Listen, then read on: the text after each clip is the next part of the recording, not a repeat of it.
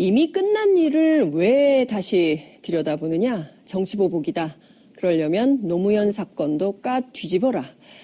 국정원 적폐청산 TF가 국정원의 과거 정치 개입 사건 재조사에 본격적으로 나서면서 야당이 강력하게 반발하고 있습니다. 적폐를 청산하자는 건데 야당은 무엇이 두려울까요? 왜 이렇게 민감하게 반응을 하는 걸까요? 정권 대결로 번지고 있는 국정원 적폐청산 논란을 세 분의 전문가 모시고 함께 이야기 나눠보도록 하겠습니다. 정상근 미디어오늘 기자님 나오셨습니다. 어서 오십시오. 네, 안녕하십니까. 네, 저는 처음 봬요. 네, 저도 처음 뵀습니다. 기사로는 많이 만났는데. 네, 저도 네. 뭐 기사나 아니면 팟캐스트 방송에서는 그러니까요. 많이 장윤성 네. 기자님 목소리를 들었는데 이렇게 직접 만나니까 어떠세요? 매우 반갑습니다. 외모에 대해서는 평가를 안 하시는군요. 예, 네. 제 뭐 네, 친구들이 그냥 힘들어서. 넘어가겠습니다. 네. 네, 최민희 전 국회의원님 나오셨습니다. 어서 오십시오. 안녕하세요. 네, 안녕하세요. 제가 자주 취재 때 도움을 많이 받았던 네. 의원님을 이렇게 또 만나게 되니까 굉장히 반갑네요. 네, 반갑습니다. 그리고 아주 네. 단아해 보이십니다, 외모가. 네, 그런 얘기를 꼭 들으려고 했던 것은 아닌데 네, 감사합니다. 예. 네, 조대진 변호사님 나오셨습니다. 어서 오십시오. 안녕하십니까. 네, 저희는 가끔 봤죠. 예. 네. 시청자 여러분들께서도 샵 5400, 샵 5400으로 다양한 의견을 보내주시기 바랍니다. 현재 페이스북 라이브로도 함께 시청하실 수 있으십니다. 본격적인 얘기를 좀 들어가 보도록 하겠습니다. 국가정보원, 국정원에 대한 개혁이 필요하다 이런 얘기가 굉장히 많이 나왔었는데요. 저희가 이미 이 13개 개혁 과제들 적폐청산에 대해서도 이미 재조사를 하기로 한 바와 관련해서 다룬 바가 있습니다. 이 대부분 보면요, 네. 정 기자님, 그 박근혜 정부, 이명박 정부 때 있었던 이른바 국정원의 정치 중립 의무를 위반한 사건들에 대한 보다 구체적인 재조사가 필요하다 이런 얘기가 나오는 건데 야당은 네. 왜 이렇게 반발을 하는 걸까요? 아무래도 사실 노무현 정부 때만 해도 국가정보원의 원장의 독대를 받지 않겠다라고 대통령이 선언을 한 바도 있고, 네. 그때 당시에 이렇게 크게 국정원의 국내 정치 개입 논란이 눈에 띄지 않았는데 워낙 지난 이명박근혜 정부 9년 동안의 그런 논란들이 좀 눈에 띄어서, 네. 근데 결국에는 그때 당시에 여당이었던 새누리당 당시 새누리당도 네. 걸려 있는 부분들이 좀 있지 않습니까? 네. 그때 국정원이 얘기를 했던 13개 조사 항목 중에 그 NLL 대화로 유출 같은 경우에는 그렇죠. 직접 당시 새누리당 김무성 대표가 들고 읽기도 했었고요. 네. 그러니까요. 거의 그런 논란이 있다 보니까 자기들에게도 좀 칼날이 오지 않을까 좀 그런 걱정을 하고 있는 것 같습니다. 의원님 19대 때도 이 국정원 댓글 사건과 관련해서 얼마나 치열하게 당시 야당 의원님들께서 싸우셨습니까? 13개 적폐청산 항목 가운데 의원님 보시기에 제일 심각한 쟁점들 어떤 거라고 보세요? 그러니까 우선 이런 겁니다. 이명박 박근혜 정권에서 네. 이제 정보기관을 총동원한 정치를 했잖아요. 그리고 그 과정에서 법과 원칙이 훼손됐고요. 이번에 국정원 TF가 하려는 일은 정확히 말씀드리면 지난 정권 시절에 국정원이 불법을 저지른 불법 행위들을 파헤치는 겁니다. 그러니까 이거를 반대한다는 건 명분이 없죠, 사실. 이제 그 정치중립 의무 위반은 국정원법 위반이거든요. 네. 그러니까 국가기관이 법을 어기면서 운영해왔고 정권에 충성해왔다는 거잖아요. 네. 그래서 그 대표적인 게 그 대선에 관여한 겁니다. 예, 대선에 관여하는 게 두 가지 방식이었는데요. 첫째가 댓글 조작으로 여론을 호도하는 거. 2012 다른 년이죠. 하나는 NLL 대화록 유출입니다. 이 두 개가 다 불법이에요. 그리고 이 불법을 파헤치는 과정에서 또 문제가 있었습니다. 최동욱 검찰총장 쫓아내는 사건. 네. 예, 그래서 이게 가장 예민한 쟁점은 역시 국정원이 불법적으로 대선에 개입한 요 부분이고요. 네. 이 국정원의 2012년 대선 개입 사건은 이명박 박근혜 두 전직 대통령을 다 직접적으로 겨냥하게 되겠죠. 그리고 이제 뒤로 나오는 자료들에 따르면 관련한 작업이 댓글을 조작하자 요것뿐만 아니고 SNS 전반에 이게 이제 어떤 정치적인 작업을 하자는 문건이 네. 전 청와대 행정관 집에서 나온 거잖아요. 그렇죠. 그리고 그런 문건들이 청와대에 보고됐고 정무수석까지는 보고됐다는 거 아닙니까? 그렇습니다. 그러면 정무수석이 이걸 대통령께 보고했냐 안 했냐? 네. 이게 쟁점으로 남는데 그렇다면 당시에 정무수석 다 조사 받아야 될 거잖아요. 네. 그러니까 이게 이제 국정원 내부 개혁이나 국정원 정상화를 위한 TF이지만 네. 이 국정원이 이명박 박근혜 정권 시절에 정권 유지의 도구로 쓰이지 않았습니까? 그러다 보니 과거 정권 심장부를 정조준하고 있기 때문에 네. 뭐 저런 반응이 나올 수밖에 없죠. 그러나 비정상은 정상화해야 하는 거니까요. 네. 과거 정권 심장부를 정조준하고 있기 때문에 이런 반응을 하는 것은 굉장히 당연한 일이다. 이런 평가를 해주셨습니다. 조 변호사님 네. 보면요. 지금 이게 의원님 말씀을 들어보면 국정원이 법과 원칙을 훼손했다. 이런 말씀을 좀 주셨는데요. 조 변호사님 보시기에 지금 13가지 이 지금 나와 있는 적폐청산 리스트 중에 법과 원칙을 제일 많이 훼손했다. 그러니까 의원님께서는 지금 댓글 사건하고 NLL 대화록 공개 파문 두 가지를 좀 짚어주셨는데 조 변호사님 보시기엔 좀 어떠세요?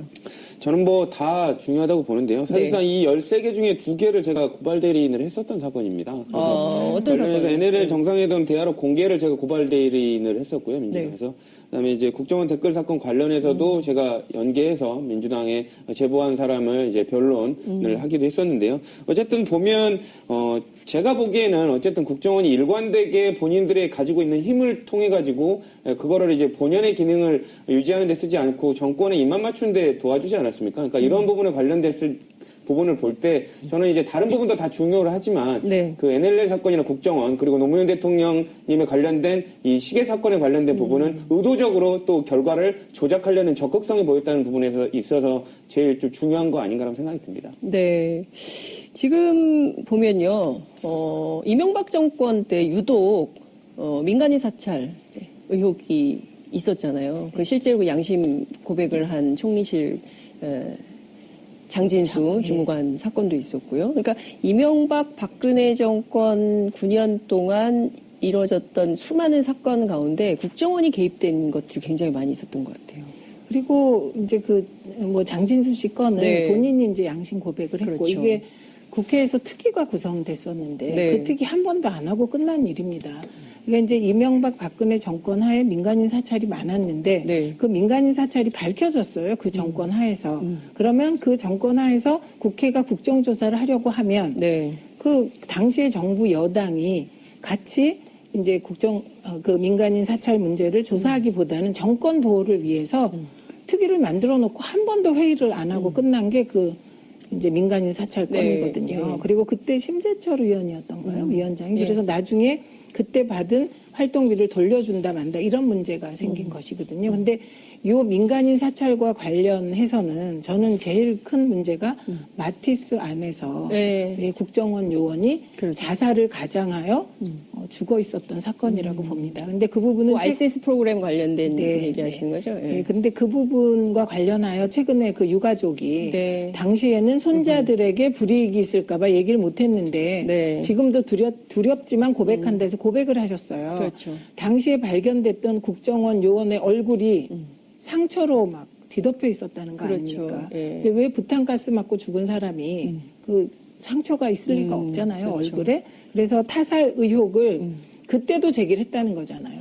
그런데 아무도 들어주지 않았고 더 이상 하기에는 손자들에게 불이익이 갈까봐 못했다. 손녀가 육사를 다니고 있어서 네. 며느리가 이것을 좀 아버님 이게 지금 이렇게 문제가 되면 애한테 또 네. 이게 피해가 될 수 있으니까 지금 당장 이거를 하는 거를 생각을 해봐야 되겠다라고 하니까 이제 나서지 못했던 그런 건데 그건 좀 잠시 후에 좀 짚어보도록 하고요. 네. 제가 한 가지 의원님께 꼭 여쭙고 싶은 게 있는데요. 정치를 하시니까 이 지금 김효재 정무수석까지는 보고가 됐다는 건데요. 네. 그럼 정무수석이 대통령에게 보고를 했을까요? 안 했을까요? 이건 뭐 저는 했으리라고 봅니다. 예, 이거 안 할 수가 없는 거예요. 네. 예, 그런데 이거를 이제 정무수석 선에서 이건 이제 중간 몸통 자르기라고 표현해야 되나요? 꼬리 자르기라고 하기엔 네. 좀 누가 될 것 같아서 그런 시도를 중간 몸통. 네, 중간 몸통 정도 되는 것 같은데. 네. 근데 정무수석 선에서 이런 네. 사안이 보고가 안 됐다. 그렇다면 그거는 뭔가 대통령도 모르는 음험한 일이 벌어졌다 이런 얘기잖아요. 불법적인 그렇죠. 일이. 네. 예, 그런 건 저는 있을 수 없다고 저는 생각합니다. 이명박 전 대통령, 당시 대통령에게 관련 내용은 모두 보고가 됐을 것이다. 그러면 왜냐하면 이명박 전 대통령도 조사를 받아야 됩니까? 안 받아야 됩니까? 그러니까 지금 이제 저렇게 네. 자유한국당이 저런 식으로 나오는 네. 것이 네. 이제 상식적으로 보면 다 이명박 대통령께 보고가 됐을 것이다. 게다가 네. 이명박 대통령 스타일이 있잖아요. 네, 네. 만기 침람이고 깨알 그 짓인데 네. 그래갖고 한때는 별명이 있었잖아요. 뭐 과자 장자 뭐 이런 별명까지 있을 정도로 네. 일일이 챙기신 분인데 네. 이 중요한 사안을 정무수석이 보고를 안 했다? 네. 그럼 그게 아마 당시에 징계감이었을 것 같습니다. 조 변호사님이 과자 장자 제대로 한번 해주세요. 일단 제가 보기에는 지금 자유한국당에서 이게 뭐 정치보복이다라고 지금 얘기를 네. 하고 있지 않습니까? 근데 이 부분을 좀 알아둬야 될 게 지금 정권이 바뀌었습니다. 정권을 바꾸는데 국민들은 두 가지 의미로 정권을 바꿔준다라고 생각을 하거든요. 첫 번째는 새로운 일을 새롭게 한번 해봐라라는 취지가 있고요. 두 번째로는 이전 정권이 잘못했던 거 못 봐주겠으니까 그 부분 찾아내서 고쳐라라는 부분이 있습니다. 네. 지금 자유한국당이 얘기하는 거는 두 번째 부분, 제가 말씀드린 후자에 관련된 부분을 지금 새로운 정권이 이 부분을 찾아내서 고치려고 하는데 그 부분을 잘못된 걸 덮으라라는 신호밖에 안 되는 거거든요. 네. 그러니까 이런 부분은 정치 보복이 아니라 또 뒤집어서 얘기를 해보면 잘못한 게 없으면 겁낼 필요도 없습니다. 근데 그 부분을 사전에 먼저 겁내고 정치 보복이라고 얘기를 하는 것 자체가 뭔가 캥기는 거 아닌가라는 국민들은 이렇게 생각을 할 수 있을 것 같습니다. 정 기자님, 네. 그 자유한국당 출입 기자들 있잖아요. 네. 그 정치부에 있는 그 정당 기자들이 왜 이렇게 홍준표 대표나 아니면은 정우택 원내대표나 이렇게 둘이 동시에 이렇게 적극적으로 반발하면서 바른정당도 마찬가지고요. 네. 이런 걸 어떻게 취재를 좀 하고 있습니까? 관련 내용. 뭐 제가 자유한국당에 출입하진 않아서 그건 잘 모르겠습니다만은 근데 뭐 보통 뭐 사실 뭐 정치에 대한 얘기가 좀 오고 갈 때는 보통 그때 당시 뭐 최고위원회 회의라든지 아니면은 네. 뭐 공개석상인 자리에서 뭐 얘기하는 것들 뭐 그렇게 뭐 받아서 이렇게 보도를 하는 걸로는 알고 있습니다. 그러니까 지금 이렇게 정치적 목적이 있는 거죠. 일종의 이제 좌파 정권이 우파 네. 정권을 죽이게 한다. 뭐 이런 식의 반응도 솔솔 나오는 것 같아요. 아, 네, 그렇죠. 뭐 자유한국당 입장에서는 그렇게 뭐 얘기를 하겠죠. 그렇게 얘기를 할 텐데. 근데 네. 사실 아까 변호사님께서 말씀하셨듯이 뭐 잘못된 일이 있는데 그거를 안 짚고 넘어갈 수도 없는 노릇이고. 네. 네. 뭐 사실 뭐 어떻게 보면은 그동안에 뭐 좌파 정권이 우파 정권을 뭐 죽인다라기 말을 하기에 앞서서. 네. 그동안 이 국정원의 그 13개 조사 항목에도 나와 있듯이 오히려 그 이명박 정부 때부터 뭔가 네. 그 이전 정부에 대한 좀 보복성 행위들이 좀 많이 나왔었기 때문에 또 대표적으로 뭐 노무현 전 대통령에 대한 뭐 시계를 뭐 논쟁을 네. 벌였다든지 그런 정보를 국정원에서 전달을 했다는 거 아닙니까? 그렇죠. 그래서 뭐 그런 의혹들이 있는 거 보면은 뭐 어쨌건 그쪽에서야 뭐 그렇게 주장을 하겠지만 그게 대중들한테 받아들여질지는 좀 의문이라고 좀 생각이 듭니다. 근데 의원님 제가 좀 여쭤보고 싶은 게 있는데요. 이게 지금 정권 대결 양상이다. 그러니까 전 정권과 현 정권 간에 무슨 마치 그 기세를 뭐 다투는 뭐 이런 것처럼 보도가 나오고 있는데 좀 명명백백하게 짚고 넘어갈 것들이 있을 것 같아요. 앞서 이제 말씀을 좀 쭉 해주셨는데 네. 그 말씀 좀 들으면서 임 과장 얘기로 좀 넘어가도록 하겠습니다. 그러니까 지금 이제 말씀하신 대로 네. 지금 자유한국당과 바른정당은 네. 지금 보수 괴멸 상태에서 지금 대선에서 네. 대패한 거 아닙니까? 예. 그리고 박근혜 대통령은 탄핵된 상태입니다.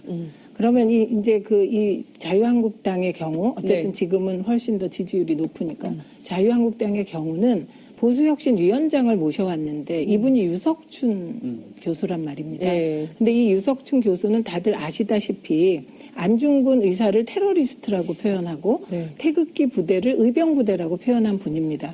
그리고 이분의 일성 중에 하나가 박근혜 전 대통령 당원 제명 안 하겠다입니다. 그래서 지금 이들이 하고자 하는 보수혁신이라는 내용이 뭐냐. 네. 그거는 결국 도로 친박당이 되면서 그 박근혜 대통령의 탄핵에 반대했던 14%를 확실하게 결집시키겠다는 거죠. 네. 그러니까 그런 전체적인 이제 그 자유한국당의 기조에 따라 네. 지금 국정원 적폐청산 TF에 대한 반응도 나오고 있는 것 같습니다. 그러니까 이게 전반적으로 자유한국당의 태도를 보면 크게 세 가지 정도인 것 같아요. 네. 하나는 보수의 중심을 세운다.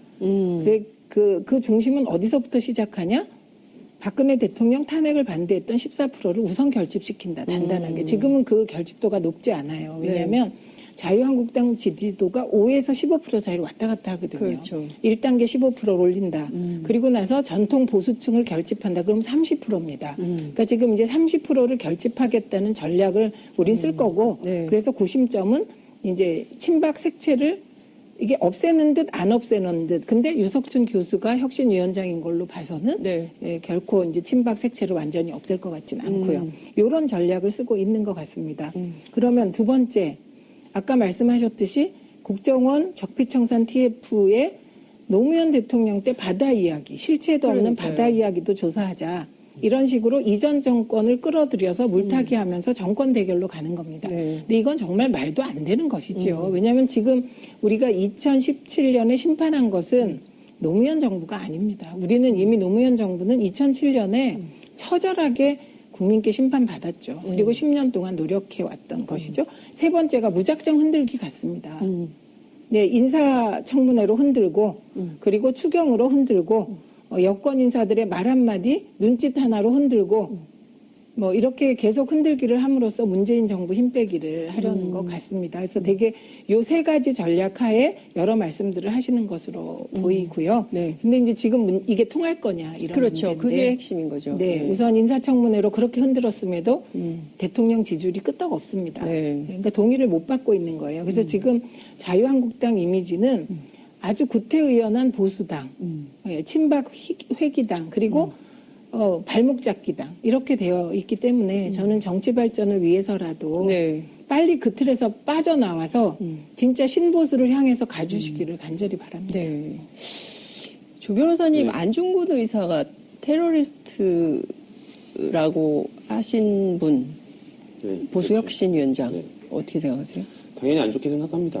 말이 아닌 소리를 하셨기 때문에 그거를 대한민국 국민한테 설문조사를 해도 네. 그걸 정상적으로 테러리스트라고 인정을 하시는 분 몇 분이나 될지 모르겠는데요. 물론 이제 주관적 판단이기 때문에 네. 또 그 부분을 뭐 비하할 수는 없습니다. 하지만 이제 제 개인적인 생각으로 봤을 때는 뭐 말이 안 된다는 생각을 합니다. 물론 그 부분을 뭐 더 어떤 부분이 훌륭하셔서 모시고 왔는지 그 부분 선택에 대해서는 평가를 하지 않겠지만 다만 이제 저희들이 우려스러운 것은 아까 의원님께서 말씀 주신 대로 보수가 이제 괴멸을 넘어서서 이제 완전히 그냥 존재 자체가 없었던 것처럼 지금 가는 상황입니다. 그런 상황에서 보수가 힘을 받으려면 네. 진보 그리고 지금 현 정권에 있어서 건전한 경쟁을 해야지 그 존재를 살릴 수 있을 텐데 네. 이제는 아까 말씀드린 대로 뭘 해도 미움받을 것 같고 그러니까 잘 되는 사람 그냥 뭐 감나무 한번 흔들어 보자. 이 감을 내가 떨어져도 못 먹어도 상관없다. 이런 마음으로 간다는 것 자체가 되게 안타깝고요. 감나무를 흔드는 거는 그 감 먹으려고 그러는 거 아닙니까? 근데 흔들어만 놓고 네. 감나무 주인만 열받게 해놓고 감나무 흔들어 놓고 그거 안 먹어도 상관없다는 식으로 지금 얘기를 하고 있기 때문에 네. 결국 피해보는 건 국민, 감나무 주인만 지금 손해보고 있는 상황입니다. 국민이 감나무 주인이다. 그렇죠. 조 변호사님 감나무 비유하시니까 최민희 의원님 계속 웃고 계세요. 제가 비유가 너무 적절했나요? 네, 재밌기도 하고요. 네. 그리고 별명 우리가 붙여드렸어요. 동전 넣으면 나오는 자동 기계라고. 근데 진짜 자동 그런 판매기. 그런 느낌인데. 네. 그러니까 저는 유석춘 위원장이 안중근 의사를 테러리스트라고 한 부분은 비하하셔도 될 것 같습니다. 예. 저희가 사실은 이 국정원의 RCS 프로그램을 동원한 이 사찰 의혹이 나왔을 때부터 이 임 과장의 죽음이 석연치 않다. 네. 당시 이제 프로파일러들이 이거 죽음의 실체가 어떻게 되는 건지 확인해 봐야 된다라고 해서 기자들도 상당히 그때 많이 취재를 좀 해봤지만 취재가 잘 안 됐던 사건으로 좀 기억을 하는데요. 안 됐죠. 예, 네. 오늘 단독 보도가 좀 나왔더라고요. 이 임 과장님의 아버님이 인터뷰를 언론사하고 한 것 같은데요. 네. 좀 의문을 좀 짚어주세요. 네, 그러니까 처음부터 그 사건이 벌어졌어 2015년 7월에서부터 계속 좀 의문들이 여러 가지 좀 네, 있었잖아요. 그래서 예. 뭐 마티즈를 타고 갔는데 그게 CCTV에 찍혀 있던 사진과 그 실제 사건 현장에서 발견된 마티즈가 그렇죠. 좀 다른 종류의 마티즈였다라는 의혹도 있었고요.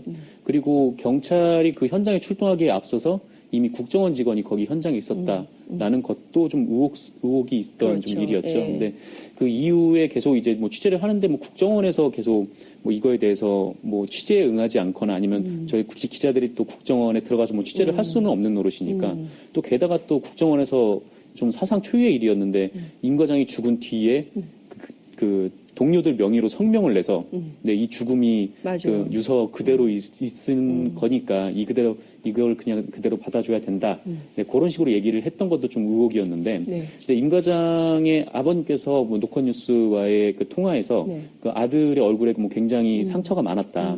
그래서 번개탄을 피워서 자살을 했는데 어떻게 얼굴에 그렇게 상처가 있을 수가 있냐. 예. 또 그리고 또 유족들이 그 시신을 부검하는 접근하는데도 굉장히 좀 차단이 좀 있었고 그리고 한 경찰 관계자가 자신한테 와서 뭐 일종의 협박을 했다. 이게 상황이 뒤집어지면 말썽이 되니까 뭐 생각할 게 좀 있으셔야 할 것 같다. 뭐 이런 식의 협박을 가했다. 협박이죠, 협박. 네. 그죠? 그러니까 아버지 입장에서는 뭐 국가의 그런 소속된 공무원이 와가지고 네. 그렇게 얘기를 하는데 네. 당연히 협박으로 받아들일 수밖에 없는 좀 그런 상황이겠죠. 그래서 조 변호사님, 이 국정원 누군지는 모르겠어요. 국정원 관계자가 간부인지 직원인지는 모르겠지만 그 유족이신 아버님에게 이런 발언을 한 것이 사실이라면 이 범죄 행위 아닙니까? 당연하죠. 범죄죠. 예. 근데 이제 일반 사람들은 아예 설마 국정원이 그렇게까지 했겠어라고 생각을 하지만 네. 저는 이제 국정원 관련된 재판을 하면서 느꼈던 부분이요. 네. 제가 일단 변호사 초기에 이제 국정원 재판을 맡으니까 어머니께서 막 우시더라고요. 국정원이 어떤 조직인 줄 아냐. 조 변호사님 어머님께서요? 예, 걱정을 하시면서 왜냐하면 혹시라도 뭔가 영향을 받지 않을 거 아니냐라는 식으로 걱정을 하셨어요. 네. 근데 저는 이제 관련된 그 변호사의 소명이니까 네. 이제 그 부분을 이제 변호사로서는 해야 된다라고 얘기를 하면서 이제 재판을 맡았는데요.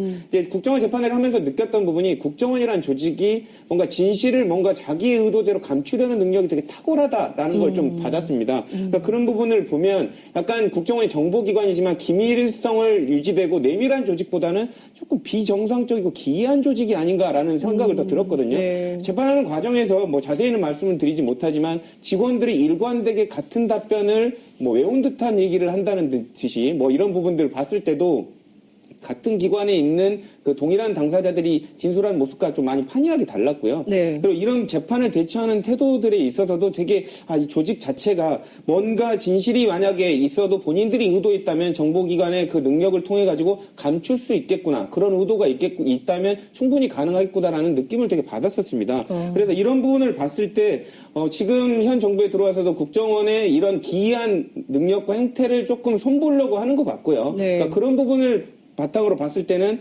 지금 자유한국당이나 뭐 이런 쪽에서 뭐 정치 보복이다, 국정원의 원래 기능 뭐 훼손한다 이런 주장은 솔직히 말이 안 되는 부분이라고 저는 평가가 됩니다. 네. 자, 앞서 의원님 이 의문의 죽음이라고 이제는 해야 될 것 같아요. 이제 자살 사건으로 종결이 됐지만 이 의문의 죽음에 대해서도 당시에도 국회에서도 뭐 많은 논란이 있지 않았습니까? 저는 이제 미당이었기 때문에 네. 이 기술적인 문제와 관련하여 네. 뭐 이탈리아 해킹 그 팀하고 어떻게 했는지 계속 파헤치고 예, 예, 그랬고요. 예. 그런데 저는 이제 이 대목에서 되게 가슴 아팠던 부분이 있어요. 우리가 적어도 민주화된 이후에는 이런 정보기관이나 사찰기관에 의한 내 일상생활의 침해는 안 되는 거였잖아요. 네. 그런데 그게 심하게 훼손돼서 제일 인터뷰에서 좀 그 가슴 아팠던 부분이 며느리가 네. 그 아버님에게 그러니까 손녀죠. 손주가 혹시 피해를 볼 수 있으니 얘가 육사에 있으니 이것 좀 이렇게 공개하지 않는 게 어떠냐 이 말을 했다는 그때 그 장면을 생각해 보면 이게 완전히 유신 시대로 돌아간 거고요. 오공지하로 돌아간 겁니다. 제가 왜 이 말씀을 드리냐면 네. 저희가 이제 해직 기자 선배들하고 대화를 나눠요. 네. 그런데 이제 우리가 이제 민주정부 10년을 거치면서 이제 서민의 민생을 안정시키고 사회경제 개혁을 하는 걸 잘하지 못해서 되게 비판을 받았잖아요. 그래서 모여서 민주화돼서 좋아진 게 뭐냐. 그렇게 비판이 나오다가 딱 하나 일치하는 게 있어요. 최소한 무섭지 않잖아. 공포가 없잖아. 정치적 민주화는 이렇다. 그렇죠. 그 얘기를 예. 그걸 딱 핵심적으로 얘기하는 게 뭐냐면 정치적 반대자에게 인신상의 피해를 뭐 고문이나 구금을 하지 않잖아. 근데 이것조차 안 지켜졌다는 거잖아요. 그렇죠. 예, 그리고 특히 그 안 지켜진 대상이 이제 우리들이 아니라 정보기관 내에 있는 네. 요원들에게 그렇죠. 공포를 조성했고 아까 그 조대진 변호사님 말에 따르면 로봇잖아요. 요원이 아니라. 이 요원이, 국정원이 이제 능력은 되게 떨어졌어요. 인도네시아 인도네시아 누가 왔다가 그때 걸린 거 있잖아요. 맞아요. 호텔방에. 호텔방에서. 그러니까 이런 어처구니 없는 일들이 한쪽에서 벌어지고 오직 그 국정원의 풍향계는 정권에만 맞춰져 있고 이러다 보니 내부 직원들은 어떻게 지냈을까 이 부분도 참 그러니까 털어봐야 될 것 국정원이 국민안보나 국가안보가 아니라 정권안보에 주력했던 네. 이명박 박근혜 정권 9년 아니냐 이런 비판이 나와서 이 적폐들을 이번에 제대로 청산하지 않으면 또 국내 정치 파트에서 또 어떤 일을 할지 모르기 때문에 그렇죠. 56년 만에 국내 정치 파트를 없애기로 이런 결정을 했다 이렇게 볼 수가 있을 것 같은데요. 근데 보면 의문의 죽음들이 되게 많아요. 제가 그 얘기 십상시 사건 때도 그렇죠. 여기 제가 적어놨는데요. 적어 오셨어요. 의원님 적어 오셨어요. 예. 저는 원래 깨알로 적는 거 좋아하잖아요. 디테일. 예. 그래서 제가 쭉 적어온 건데 그게 그 박근혜 대통령 그 가문 주변에서 죽음이 많았어요. 가문 죽음. 예. 거기서 5천 살인 사건은 맞아요. 지금 계속해서 문제가 되고 있고요. 그다음에 임 과장이 있었고요. 최모경이 있었고요. 그다음에 그 박지만 회장이 수행비서가 또 죽었잖아요. 그렇죠. 맞아요. 그래서 죽음이 굉장히 많았습니다. 우리가 이제 죽음 그러면 사실 세월호만 생각을 하는데 개별적인 괴이한 죽음도 많아서 저는 제안드리고 싶은 게 이런 그 좀 의혹의 의문사 이것도 따로 한번 네. 어디선가는 파헤쳐야 되지 않겠냐 이런 생각입니다. 그러니까 노무현 정부 때 사실은 그 국정원 그 과거사 진상규명위원회 또 경찰 과거사 진상규명위원회 의문사 진상규명위원회 이런 거 있었는데 그와 별도로 이명박 박근혜 정권에서 벌어졌던 의문의 죽음들의 진실을 밝히는 진상규명 활동이 또 필요하다 이런 말씀을 좀 주셨습니다. 최근에 국정원 관련돼서 이해할 수 없는 여러 가지 그 과거 사건들이 막 드러나고 있는데요. 그래서 이제 적폐청산이 필요하다 이런 얘기가 나오는데 세계일보가 단독 보도를 했잖아요. 저는 깜짝 놀랐어요. 한 세대를 20대에서 40대 투표하지 말아야 된다. 예, 그렇죠. 이런 문건을 SNS 작업 보고 문건 이런 게 나온 건데 이것도 검찰이 제대로 수사하지 않고 덮어버렸던 거죠. 예, 그렇죠. 뭐 영화로 쳐도 이건 B급 영화도 안 되는 그런 얘기들이 뭐 왔다 갔다 했었는데 뭐 20대에서 40대를 투표하지 말라느니 아까 말씀하셨지만 뭐 그런 얘기도 있었고 그러니까 세계일보가 뭐 정윤회 문건도 관련해서 특종을 터뜨리지 않았습니까? 그 팀이 그때, 또 이번에 보도를 한 거죠. 예, 그 세계일보 문건팀이 이번에 또다시 특종 보도를 한 건데 그러니까 12.6 재보궐선거 2011년에요. 그때 박원순 서울시장이 당선된 이후에 그 국정원에서 뭐 일종의 이제 앞으로 뭐 선거 대응 전략 같은 거를 마련해서 그 선거를 분석을 하고 앞으로 이렇게 해야 된다라는 식으로 그런 문건을 만들어서 그거를 청와대에 전달을 한 거죠. 그걸 김효재 정무수석이 그걸 받아냈던 거고요. 그래서 뭐 이런 문건이 나왔는데 그러니까 한마디로 이 문건이 나오게 된 경위도 세계일보가 밝혔었잖아요. 근데 이 문건이 나오게 된 경위가 이 중간에서 김효재 수석에게 이 문건을 전달했던 한 청와대 행정관이 이 문건을 이제 따로 이제 모아놓는데 자신의 어떤 정치적 목적을 위해서. 근데 그거를 디도스 특검 당시에 그 사람이 연루가 돼서 경찰이 특검이 그때 수사를 했고 그 사람의 집에 압수수색했고 거기서 문건을 찾아내서 특검이 끝난 다음에 검찰에 이관을 했다는 거 아닙니까? 근데 그렇죠. 검찰에서 이 문건을 수사를 하지 않았다. 그래서 뭐 이 문건에 나온 대로만 보더라도 그때 이 SNS 대응 문건만 해도 법 위반 소지가 상당한데 이것조차 수사를 하지 않고 그냥 이렇게 넘겨버렸다. 그런 지금 비판이 나오고 있습니다. 원세훈 전 국정원장이요. 이 문건 본 적도 없다. 그건 뭐 누가 믿겠습니까? 진짜 거짓말을 해도 입에 침도 안 바른다 이런 말이 있는데 요즘 그런 장면을 많이 보여주시는 분이 원세훈 국정원장이세요. 그런데 저는 이번에 그 SNS 문건 있잖아요. 그것 때문에 디도스 관련한 그 자료를 다시 봤는데 그때 그 디도스가 새누리당 최구식 한나라당 최구식 의원과 관련되었다. 예, 그렇게 돼서 나라가 한번 발칵 뒤집힌 적이 있습니다. 그리고 그분은 그 후로 재기를 못 하셨죠. 예, 그런데 요때 SNS 탈환 보고서입니다. 그게 정확히 얘기하면. SNS 탈환. 예, 우리가 내용서. 다시 SNS를 찾아와야 된다. 예, 왜냐하면 이 여론 지형에 있어서 늘 절대적인 우위에서 이제 이 정치를 해온 게 한나라당이고 새누리당이고 자유한국당이거든요. 그래서 요즘 자유한국당에서 이 언론에 대해서 계속 쏟아내는 말은 과거의 향수 때문에 그러세요. 과거의 향수. 예, 그러니까 언론 장악하에서 뭐를 해도 되는 분위기였잖아요. 예, 거기에 향수에 젖으셔서 요새는 사실 보도를 하면 못 견디시는 건데요. SNS 영역만은 이게 노무현 대통령께서 노하우를 직접 설계할 정도로 인터넷 소통에 관심을 가지셔서 이게 우리가 그 진보 개혁 쪽이 우위에 있었습니다. 그렇기 때문에 SNS 관련한 다양한 고민을 했을 것 같아요. 이명박 박근혜 정부가. 네. 그런데 그 SNS 탈환 보고서의 내용을 보고 제가 또 한 번 놀란 게 장강명이란 작가가 있어요. 네. 이분이 동아일보 기자였는데 네. 이분이 국정원 댓글 사건을 취재하다가 도저히 언론으로는 소화할 수 없는 내용을 모아서 네. 댓글 부대라는 소설을 썼습니다. 그 댓글 부대가 진짜 사실이었구나. 그 댓글 부대에 보면 네. 그 의문의 사람들이 나타나서 젊은이들을 조직해서 네. 뭐 이렇게 써먹다 결국은 죽인다는 얘기거든요. 소름 끼친다. 네. 그러니까 네, 딱 맞았. 그래서 제가 장강명이라는 작가가 네. 동아일보를 그만두게 되는 과정 네. 그리고 댓글 사건을 취재했다는 거잖아요. 그래서 야 진짜 그 댓글 부대 읽으면서 이런 일이 있을까? 그리고 마지막에 죽이는 걸로 나와서 네. 이건 정말 소설이다. 그런데 정말 소설 이상의 것들이 벌어진 게 아닌가 이런 의혹을 갖게 됩니다. 그 어느 때보다 이게 좀 제대로 좀 네. 진상규명과 조사가 되지 않으면 또 어떤 일이 벌어질지 모른다는 그런 위험한 생각마저 들기도 하는데요. 조 변호사님, 이 문건 국정원 보고서, SNS 보고서 말이에요. 이걸 보면 2011년 4월에 대통령님 지시 이런 문구가 나오거든요. 그리고 실제로 4월 26일에 이명박 전 대통령이 관련된 내용을, 그러니까 SNS와 관련해서 국무회의를 주재한 내용도 있어요.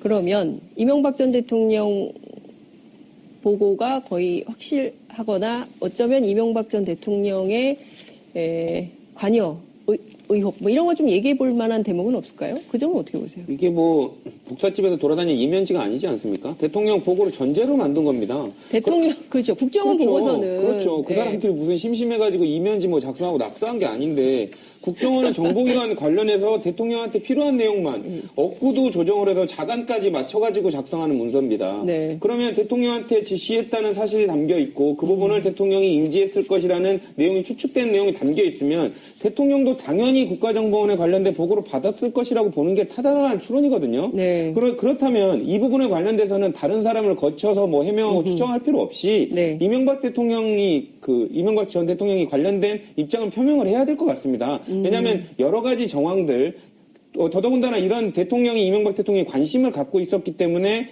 그 당시에 수사기관이 특검으로부터 자료를 받아도 조사를 하지 않았던 부분도 있었던 것 같고요. 네. 그러니까 그런 부분을 봤을 때 대통령이 이제라도 그 부분에 관련된 부분을 좀 입장을 표명한 게 필요하지 않을까라는 생각을 저는 해봅니다. 이명박 전 대통령의 관련된 내용에 대한 입장 표명이 필요하다. 네. 의원님 어떻게 보세요, 정치적으로?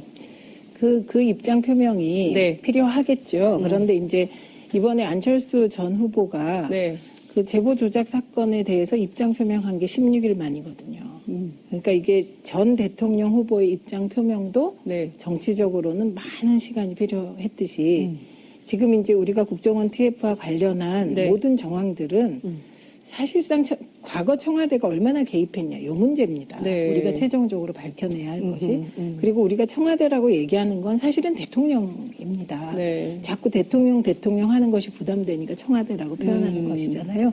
그래서 원칙적으로 지금 저는 이제 이명박 대통령 스타일로 보아서 네. 깨알 지시를 하셨을 것 같고요. 깨알 지시에 의한 응답을 청와대 이제 요원들, 그러니까 청와대 직원들이 했으리라고 봅니다. 그리고 그에 따라 국정원도 일정 부분을 맡아서 또 어떤 작업을 했는지 모르지요. 예, 그래서 관련된 사실이 나오면 조사를 받으셔야 될까요? 그거는 법과 원칙에 따라. 법과 원칙에 저희는 따라서. 진짜 네. 그 문재인 정부에서는 네. 과거에는 법과 원칙을 미사역으로 내세우고 네. 뒤로는 법과 원칙을 안 지킨 거잖아요. 그 청와대와 네. 법무가. 그런데 문재인 정부는 진짜 법과 원칙대로 가야 한다고 생각합니다. 그래서 법과 원칙에 따라 네. 정말 청와대에서 대통령의 지시가 있었고 대통령이 보고받았다면 네. 당연히 수사 대상인 것이죠. 조사 대상이고. 당연히 조사 대상이고 수사 대상이다. 이런 말씀을 좀 주셨습니다. 정 기자님, 네. 이번 사건을 나는 사람에게는 충성하지 않는다라는 발언으로 네. 예, 굉장히 유명해진 그리고 또 그 댓글 사건 수사 때문에 상당히 좀 검찰 내부에서 한직으로 밀려나기도 했던 네. 현 그 윤석열 서울중앙지검장이 이 사건 맡게 됐습니다.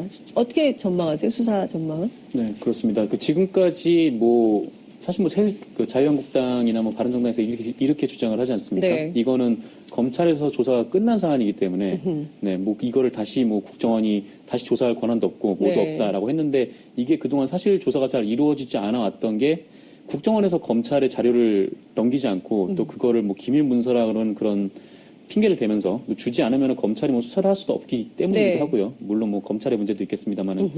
근데 지금 같은 경우에는 뭐 윤석열 서울중앙지검장이 뭐 국정원 댓글 사건을 수사를 하다가 이제 네. 결국 이제 최동욱 총장의 낙마와 함께 네. 같이 이제 한직으로 좀 밀려나지 않았습니까? 네. 근데 그분이 지금 오셔가지고 뭐 지금 서울중앙지검에서 뭐 4명의 검사를 지원한다고 하고요. 또 네. 국정원에서도 자기 내부의 자료를 모아서 검찰에 제공을 한다고 했으니까 그 자료만 바탕으로 네, 수사를 하면은 잘 이루어지지 않을까. 네, 그렇게 생각합니다. 그렇군요.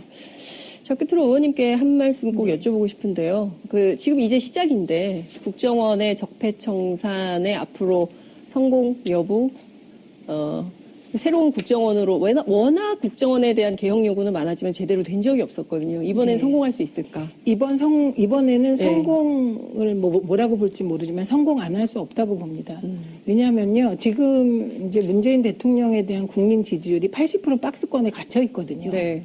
그럼 이 80%를 이 고공 지지율은 무엇을 의미하냐? 네. 문재인 대통령이 100% 완전했냐? 아닙니다. 지금 이런저런 흔들림에도 굳건하게 80%를 유지하는 이유는 고칠 거 고쳐라.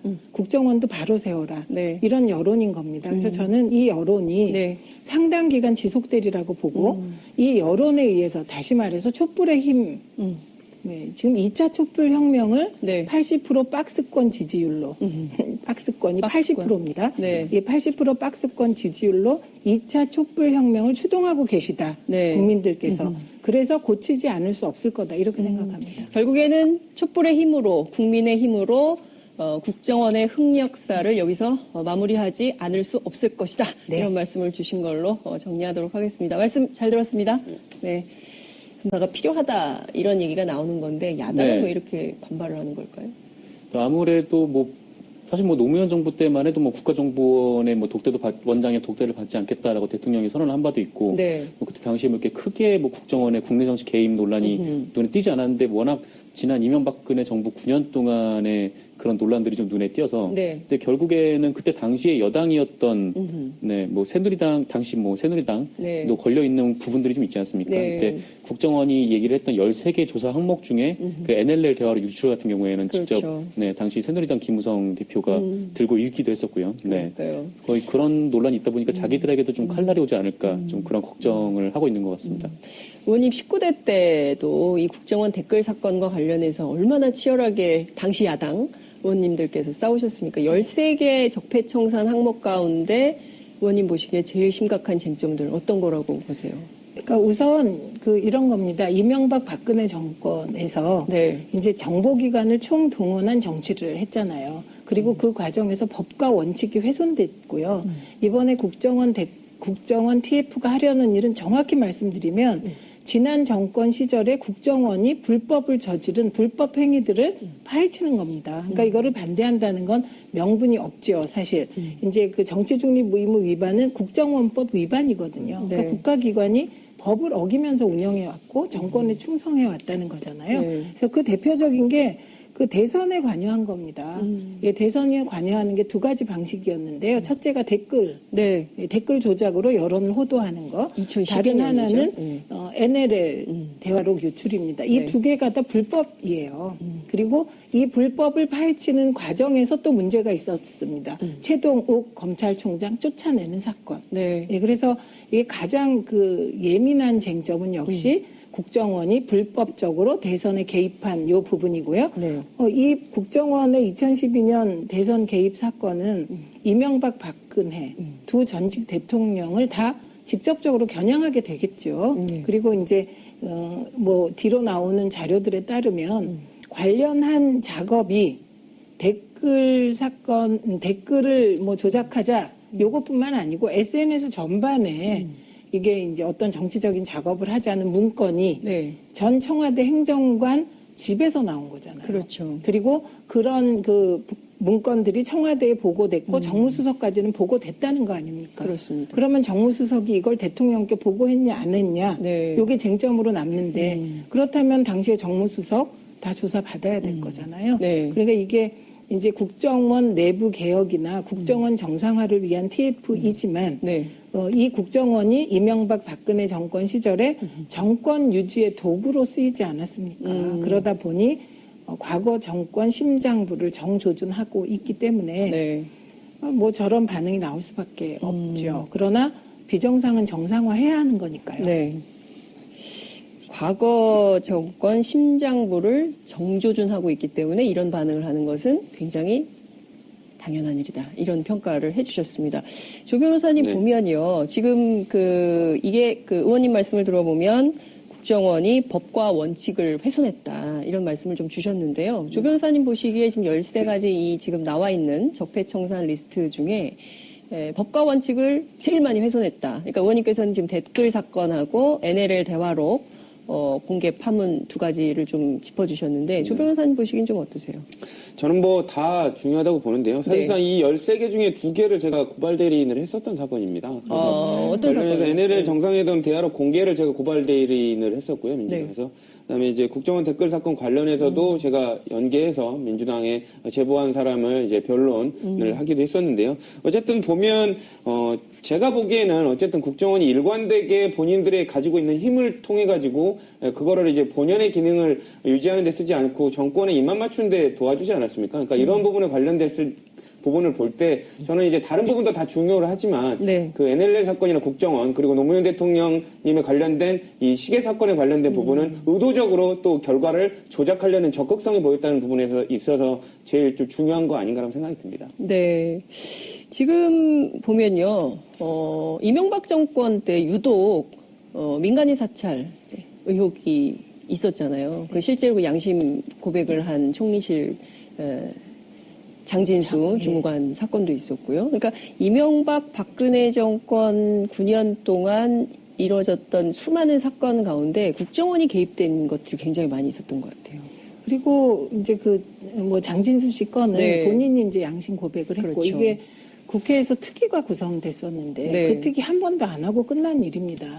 그러니까 이제 이명박 박근혜 정권 하에 민간인 사찰이 많았는데 네. 그 민간인 사찰이 밝혀졌어요. 그 정권 하에서. 그러면 그 정권 하에서 국회가 국정조사를 하려고 하면 네. 그 당시의 정부 여당이 같이 이제 그 민간인 사찰 문제를 조사하기보다는 정권 보호를 위해서 특위를 만들어 놓고 한 번도 회의를 안 하고 끝난 게 이제 민간인 사찰 건이거든요. 네. 그리고 그때 심재철 의원이었던가요? 위원장이. 네. 그래서 나중에 그때 받은 활동비를 돌려준다 만다 이런 문제가 생긴 것이거든요. 근데 요 민간인 사찰과 관련해서는 저는 제일 큰 문제가 마티스 안에서 네. 국정원 요원이 그렇죠. 자살을 가장하여 죽어 있었던 사건이라고 봅니다. 근데 그 부분은 ICS 프로그램 관련된 네, 얘기하시는 거죠? 예. 네, 근데 그 부분과 관련하여 최근에 그 유가족이 네. 당시에는 손자들에게 불이익이 있을까봐 얘기를 못했는데 네. 지금도 두렵지만 고백한 데서 고백을 하셨어요. 그렇죠. 당시에 발견됐던 국정원 요원의 얼굴이 상처로 막 뒤덮여 있었다는 거 그렇죠. 아닙니까? 예. 근데 왜 부탄가스 맞고 죽은 사람이 그 상처가 있을 리가 없잖아요, 그렇죠. 얼굴에. 그래서 타살 의혹을 그때도 제기를 했다는 거잖아요. 그런데 아무도 들어주지 않았고 더 이상 하기에는 손자들에게 불이익이 갈까봐 못했다. 손녀가 육사를 다니고 있어. 이미 끝난 일을 왜 다시 들여다보느냐? 정치보복이다. 그러려면 노무현 사건도 까 뒤집어라. 국정원 적폐청산 TF가 국정원의 과거 정치 개입 사건 재조사에 본격적으로 나서면서 야당이 강력하게 반발하고 있습니다. 적폐를 청산하자는 건데 야당은 무엇이 두려울까요? 왜 이렇게 민감하게 반응을 하는 걸까요? 정권 대결로 번지고 있는 국정원 적폐청산 논란을 세 분의 전문가 모시고 함께 이야기 나눠보도록 하겠습니다. 정상근 미디어오늘 기자님 나오셨습니다. 어서 오십시오. 네, 안녕하십니까. 네, 저는 처음 봬요. 네, 저도 처음 뵙습니다.